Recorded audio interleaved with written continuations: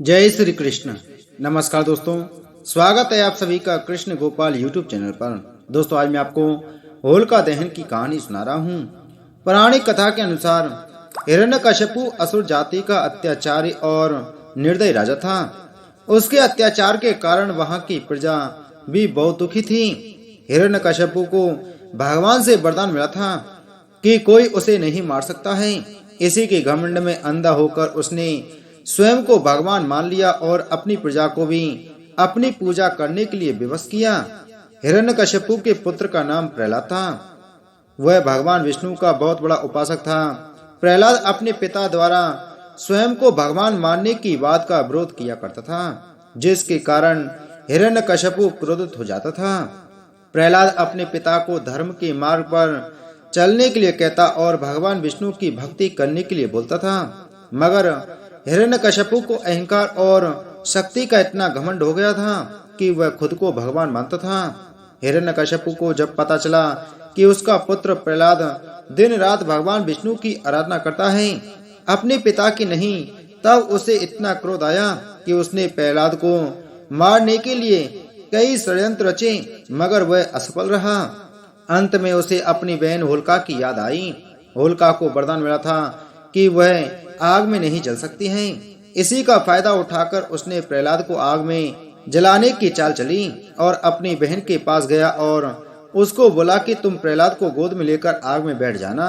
तब होलिका हिरण्यकशिपु के कहे अनुसार प्रहलाद को गोद में लेकर लकड़ियों के ढेर पर बैठ गई, मगर प्रहलाद भगवान विष्णु का भक्त था तो उसे भला क्या हो सकता था। उल्टा होलिका अपने वरदान में मिली आग में ही जलकर राख हो गई और भगवान विष्णु ने अपने भक्त प्रहलाद को बचा लिया। इसी घटना को हम सब होली के दिन यानी होलिका दहन के रूप में मनाते हैं। इसके बाद भगवान विष्णु ने नरसिंह अवतार लेकर हिरण्यकशिपु का भी अंत करके उसके आतंक से सबको मुक्त किया और हिरण्यकशिपु को उसके बुरे कर्मों की सजा मिली। इस तरह धर्म की अधर्म पर विजय हुई। होली के पर्व को रंगों के त्योहार के रूप में श्री कृष्ण और राधा के प्रेम की यादों के रूप में मनाया जाता है। मानता है कि बचपन में जब श्री कृष्ण छोटे थे तो उन्होंने यशोदा से कहा कि वह राधा के समान गोरे क्यों नहीं हैं। तब माता ने मजाक में ही कहा कि यदि तुम राधा के रंग लगाते हो तो वह भी तुम्हारी तरह ही हो जाएगी। तब श्री कृष्ण जी ने होली के दिन राधा जी को और गोपियों को रंग लगाया। तभी से होली को रंगों के त्योहार के रूप में मनाया जाने लगा।